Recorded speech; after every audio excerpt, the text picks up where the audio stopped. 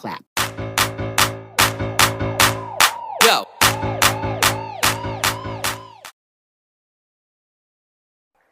Selamat pagi, perkenalkan nama saya Nilu Sonia Pratiwi dari Universitas Muhammadiyah Profesor Dr. Hamka, Program Studi Pendidikan Biologi. Di sini saya akan mempraktekkan model pembelajaran PJBL, yaitu Project Based Learning, untuk memenuhi mata kuliah PKM, Pembinaan Kompetensi Mengajar, yang diampu oleh dosen Ibu Rosi dan Ibu Mega. Selamat menyaksikan. Anak-anak, Pagi, Bu. gimana nih kabar kalian pagi-pagi hari ini? Oh, baik sekali. Baik dong, Bu. Udah pada sarapan belum? Belum, Bu. Ini Ina kenapa? Kok belum sarapan? Saya lupa, Bu. Nggak boleh gitu ya, Ina. Jadi setiap pagi itu kamu harus sarapan dan kamu fokus dalam belajar ya. Baik, Bu.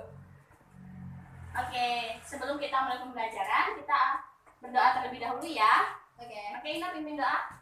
Ya, teman-teman, kita bisa berdoa. Berdoa sesuai kepercayaan masing-masing.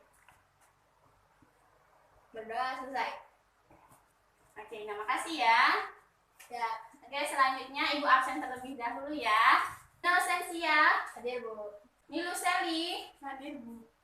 Patricia, Hadir, Bu. Putri. Dia izin, Bu. Sakit. Oh, sakit. Iya. Sakit kenapa? Demam. Oh, demam. Setelah absen Ibu siapkan PPT terlebih dahulu ya. Oke, Bu. Nah, di sini kita sebelum mulai pembelajaran, Ibu akan membacakan tujuan pembelajarannya ya. Jadi, tujuan kalian belajar tentang sistem peredaran darah itu yaitu nanti kalian itu mampu menyelesaikan proyek yang menghasilkan sebuah produk dari permasalahan di kehidupan nyata, menganalisis dan menguji coba proyek yang sudah dibuat sehingga sesuai dengan kehidupan nyata ya. Itu Sally kenapa sibuk sendiri? Saya luka, Bu. Tadi tergores. Parah nggak tidak Sally? Tidak, Bu. Ini darahnya tidak keluar lagi. Udah membeku ya? Iya, Bu. Nah, berhubung dengan tangannya Sally yang terluka, udah berhenti darahnya. Ada yang tahu nggak sih kenapa berhenti darahnya? Saya tahu, Bu. Hanya sel trombosit, itu darahnya bisa membeku. Oh, jadi penyebabnya itu karena ada sel trombosit. Nah, berhubung dengan tangannya Sally yang terluka yang mengeluarkan darah, dan pembahasan kita kali ini tentang sistem peredaran darah manusia. Nah, selanjutnya, jadi di sini kita akan membahas tentang sistem peredaran darah manusia. Nah, sebelum itu Ibu ingin bertanya kepada kalian, ada berapa macam sih sel darah yang ada di tubuh manusia? Ada yang tahu? Kayak Ina. Ada 3, Bu. Apa aja Ina? Yang pertama itu ada sel darah merah, sel darah putih, sama sel trombosit. Gimana? Bagus Ina, kamu dapat nilai plus ya. Yeay. Jadi sel darah yang ada di dalam tubuh manusia itu ada 3. Jadi ada sel darah merah, ada sel darah putih, dan ada sel darah Trombosit. Oke, pinter. Jadi sel darah merah itu merupakan bagian utama dari darah. Kenapa? Karena dia itu bentuknya itu pink konkav, tidak berinti, dan tidak bergerak bebas. Ini ada selanjutnya itu sel darah putih. Nah, sel darah putih itu nama lainnya apa? Leukosit. Oh ya, Bu. Nah, leukosit ini mempunyai ukuran yang lebih besar dan bentuknya itu bervariasi. Nah, khususnya saat menembus kapiler darah. Nah, selanjutnya itu ada sel darah pembeku, seperti contohnya tadi Sally, yang tangannya dia terluka, itu darahnya tidak terlalu banyak dan cepat membeku. Itu karena ada sel darah pembeku atau trombosit. Gitu ya. Jadi paham ya, itu ada macam-macam sel darah ya. Ya, paham, Bu. Baik, kita Ibu lanjutkan. Nah, sebelum itu Ibu ingin bertanya kepada kalian nih, kan proses sistem peredaran darah pada manusia itu namanya apa? Sistem peredaran darah apa? Ganda, Bu. Ganda. Ya. Nah, kenapa disebut dengan sistem peredaran darah ganda? Ada yang tahu? Enggak, Bu. Nggak tahu. Jadi Ibu jelaskan ya, karena dia disebut sistem peredaran darah ganda karena dia itu dalam beredarnya darah itu melewati 2 kali jantung. Begitu ya. Nah, di sini di sistem peredaran darah ganda itu ada sistem peredaran darah besar dan sistem peredaran darah kecil. Jadi sistem peredaran darah besar itu dari jantung, dari bilik kiri dulu, kemudian menuju ke seluruh tubuh.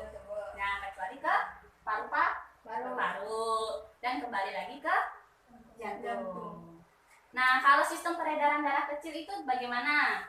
Jadi peredaran darah kecil itu dimulai dari jantung yang bilik kanan. Tadi kan dimulai dari bilik kiri. Nah, jadi dari bilik kanan itu menuju ke paru-paru, kembali ke jantung, gitu ya. Nah, di sini supaya kalian lebih jelas, kalian perhatikan video berikut ini ya. Oke anak-anak, tadi kalian sudah menyaksikan video yang ibu berikan. Nah, sekarang di sini ibu ingin memberikan tugas kepada kalian. Jadi tugasnya itu kalian menggambarkan sistem peredaran darah itu secara nyata. Dan sebelum itu ibu akan membagi kalian menjadi 2 kelompok ya. Baik, Bu. Karena ada siswa yang tidak masuk satu, jadi ada yang sendiri ya. Saya mau sama Cia, Bu. Oke, berarti Nilu Sally sendiri ya. Iya, Bu. Nah, ada yang ditanyakan tentang tugasnya, apakah udah paham? Saya mau tanya, Bu. Ya. Jadi tugasnya itu dibuat dengan kreasi kita sendiri-sendiri ya, Bu? Iya, jadi tugasnya itu kalian itu menggambarkan sistem peredaran darah itu sesuai dengan kreativitas kalian sendiri-sendiri ya. Nanti setelah itu kalian langsung presentasikan ke depan ya. Baik, Bu. Oke, silakan langsung membuat ya. Baik, Bu. Ayo, ini kelompoknya Ino membuat apa ini, kok ada botol plastiknya? Iya, Bu, jadi saya sama Cia kan sesuai dengan tugas Ibu buat sistem peredaran darah. Jadi kita berkreasi mengambil botol-botol hitam ini. Hanya beberapa sih, Bu, sama ini selang kita dapatkan di satpam tadi. Jadi kita akan membuat aliran darah dari botol tahap bertahap. Gitu. Oke. Gimana? Kalau saya pakai koin, Bu, karena tadi saya belanja di kantin dan kembaliannya koin saya gunakan untuk praktek peredaran darah tadi yang Ibu suruh tugasnya. Oh iya, silakan dilanjutkan ya Sally. Oke.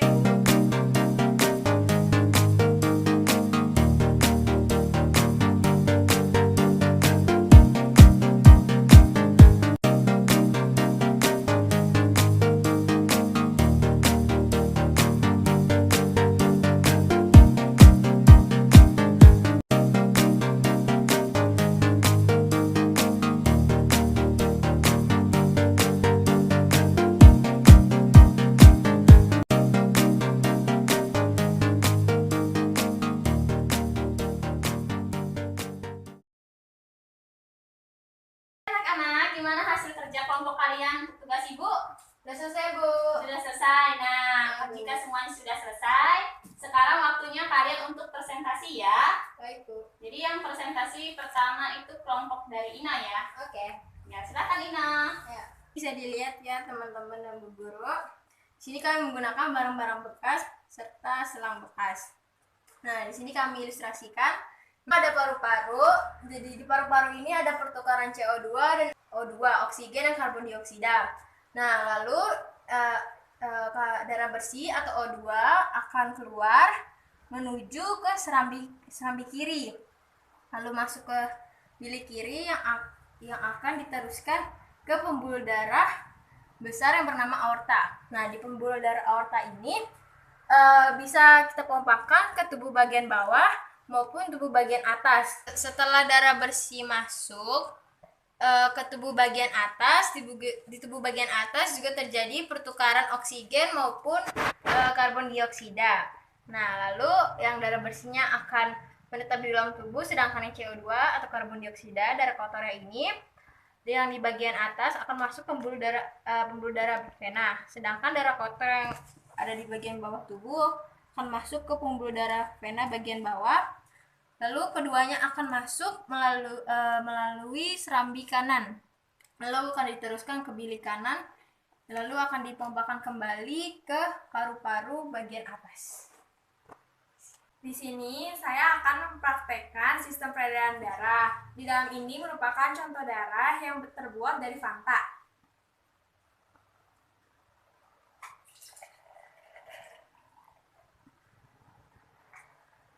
Setelah darah mengalir ke paru-paru hingga ke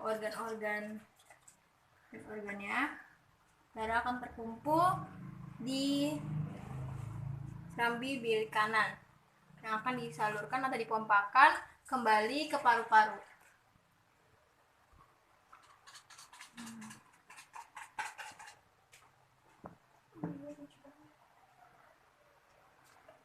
Nancia, sangat bagus sekali ya presentasi kamu. Oke, sekarang giliran dari kelompoknya Sally ya.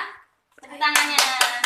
Terima kasih. Oke, untuk Sally, kelompoknya Sally silahkan untuk mempresentasikan hasilnya. Baik Ibu, di sini saya akan mempresentasikan hasil dari tugas saya, yaitu sistem peredaran darah dengan tapak kuda.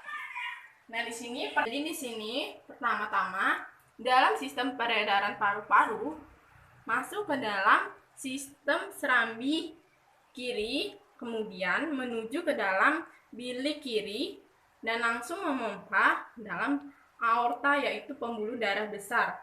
Kemudian di sini terjadi persimpangan darah menuju tubuh bagian atas dan tubuh bagian bawah. Kemudian dalam tubuh bagian atas terjadi pertukaran CO2 dan O2, dan O2 menetap di dalam tubuh bagian atas dan bagian bawah. Kemudian CO2 akan menuju ke dalam serambi kanan dan selanjutnya menuju ke dalam bilik kanan dan terakhir dipompakan kembali ke dalam sistem peredaran paru-paru. Ya, terima kasih. Oke, bagus sekali Sally, sangat kreatif kamu ya. Ya, udah silahkan duduk kembali. Terima kasih, Bu. Iya.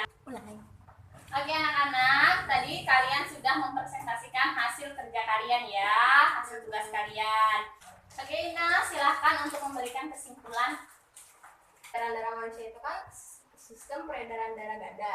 Jadi dari sistem peredaran besar maupun sistem peredaran darah kecil. Jadi intinya itu prosesnya itu yang ya pasti utama itu dari paru-paru dong Bu ya. Kan dari paru-paru itu pertukaran yang CO2 dan O2 lalu masuk ke serambi kiri, terusnya ke serambi kanan, bilik kiri. Nah, lalu dipompa ke seluruh tubuh. Nah, di seluruh tubuh itu juga yang bagian atas maupun bagian bawah itu terjadi pertukaran juga Bu, jadi CO2 atau O2. Nah, lalu setelah dari itu darah di situ darah kotor yang keluar, darah bersih itu tetap di tubuh. Darah kotor itu masuk ke bilik serambi kanan, lalu diteruskan ke bilik kanan yang akan dipompa kembali ke paru-paru sehingga manusia dapat hidup atau beroksigen. Oke, bagus Ina, bagus sekali. Tepuk tangan buat Ina. Oke, selanjutnya Ibu akan memberikan evaluasi, yaitu berupa post test untuk kalian agar kalian lebih memahami sistem peredaran darah yang ada di tubuh manusia ya.